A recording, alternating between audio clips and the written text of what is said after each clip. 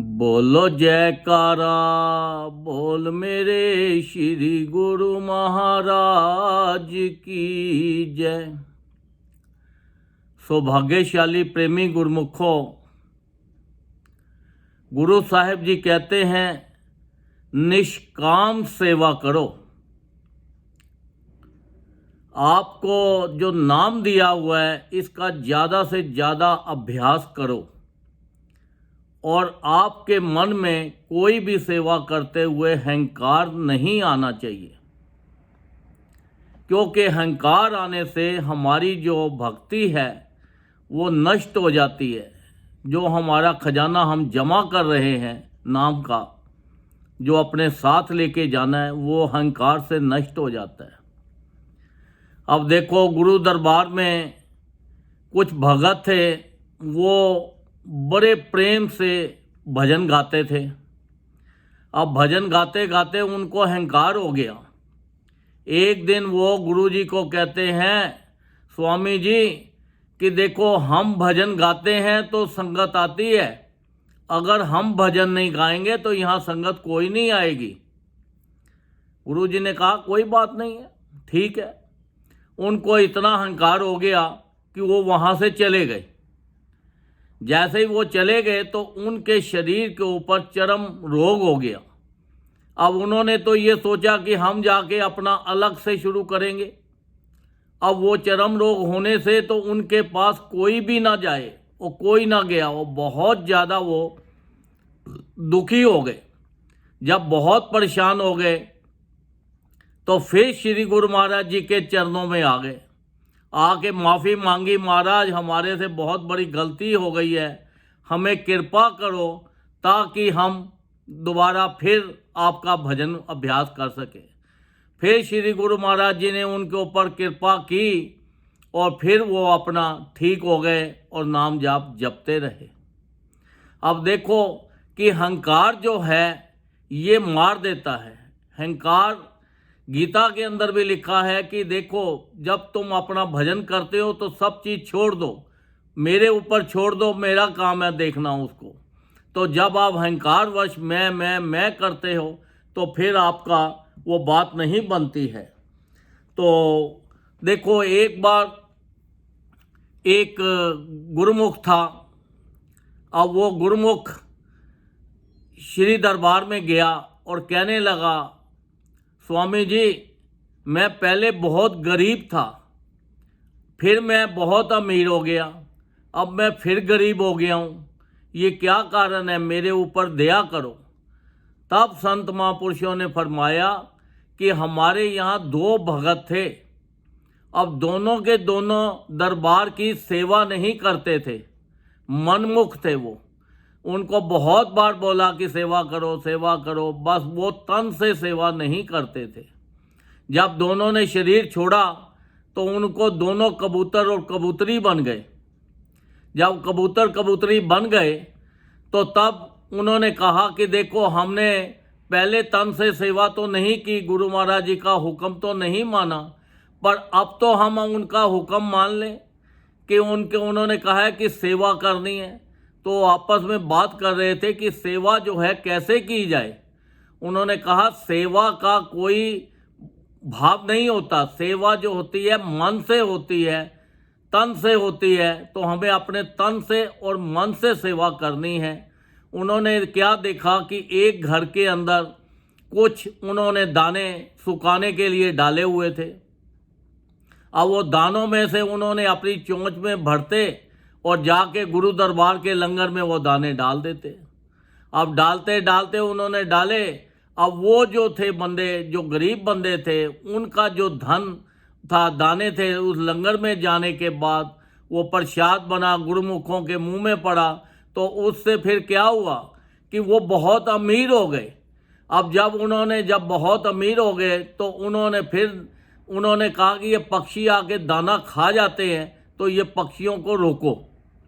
तो जैसे ही उन्होंने पक्षियों को रोका तो वो जो क्या दाना तो लेके नहीं जाते थे, वो फिर गरीब हो गए।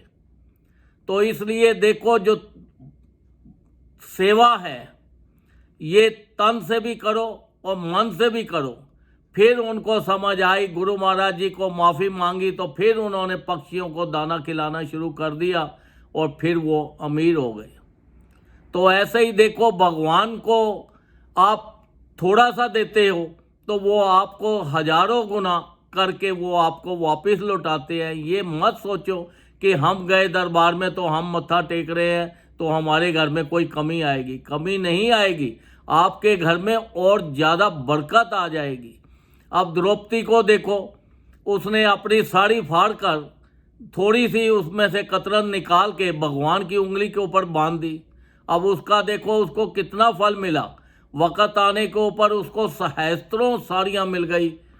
तो उन्होंने एक छोटी सी साड़ी फाड़ी हुई को उसके बदले उन्होंने लाखों हजारों साड़ियाँ उनको दे दी। ऐसे ही देखो, सुदामा जी थे, सुदामा जी ने एक मुट्ठी चावल भगवान कृष्ण के पास लेके गए तो एक मुट्ठी के अंदर उन्होंने देखो, उनको जब आए तो महल दे दिए, इतनी धन संपत्ता दे दी। तो जो भगवान के शरण में जाता है वहाँ पे तन से सेवा करता है, जो तन से सेवा करता है उसके शरीर की सब बीमारियाँ खत्म हो जाती हैं। जो मन से सेवा करता है उसके मन की जितनी अशांति होती है, जितनी टेंशन होती है, वो सारी दूर हो जाती है। और जो धन से सेवा करता है वो अमीर से अमीर होता चला जाता है, खूब अमीर हो जाता है। तो ये देख लो कि संसार के अंदर संत महापुरुष जो होते हैं ये साक्षात भगवान का रूप होते हैं, ये ब्रह्म रूप हैं। जो इनको अपने घर में भोग लगा के खाना खाता है। अब ये देख लो कि जो भगवान को भोग लगाता है, भगवान को खिलाता है, वो त्रैलोकी को खिलाता है, त्रैलोकी का वो भोजन हो जाता है।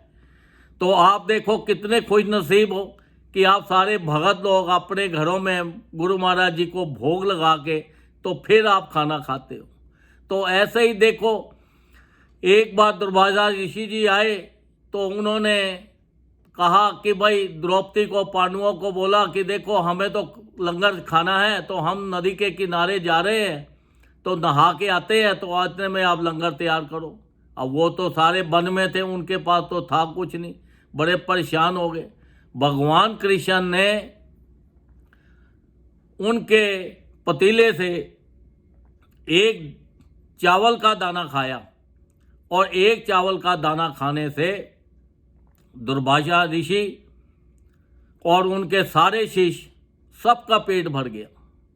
तो देखो भगवान की कितनी अपार कृपा है। हमारे श्री गुरु महाराज जी ने हमारे लिए देखो कितने आसान नियम बना दिए, 5 नियम, श्री आरती, पूजा, सत्संग, सेवा, सिमरन और ध्यान। जो श्रद्धा सहित करे निश्चय हो कल्याण। वो कहते हैं ये 5 नियमों का विश्वास के साथ आप पालन करो तो आपका लोक और आपका परलोक दोनों सुखी हो जाएंगे। आप 84 से बच जाएंगे, क्योंकि 84 लाख योनि में बहुत दुख है, इतने दुख है कि ज़रूरत से ज़्यादा। तो वो दुखों को बर्दाश्त करना बहुत मुश्किल है, बहुत बड़ी मुश्किल से हमें ये मनुष्य तन मिला है। तो हम किस काम के लिए आए थे और हम किस काम में उलझ गए हैं, तो हमें उस काम में भी, संसारी काम भी करते रहे और ज़्यादा से ज़्यादा भजन करें, सेवा करें। जहाँ पे जगह जगह आश्रम बने हैं वहाँ पे जाके निष्काम सेवा करो, तन से, मन से, धन से, ताकि हमारा लोक भी सुखी हो जाए और हमारा परलोक भी सुखी हो जाए। और जब आखिरी वक्त आए तो हम उस ज्योति में ज्योत लीन हो जाए, 84 लाख योनि से बच सके, ताकि हमारे ऊपर संत महापुरुषों की कृपा बनी रहे। उनको भी खुशी होगी अगर हम नाम जपते हैं और हमें भी खुशी होगी और हम उस परमात्मा के घर में ऊंचे सिर से, स्माइलिंग फेस से जाएंगे, ताकि हमारा लोक और परलोक सुखी हो जाए। बोलो जयकारा, बोल मेरे श्री गुरु महाराज की जय।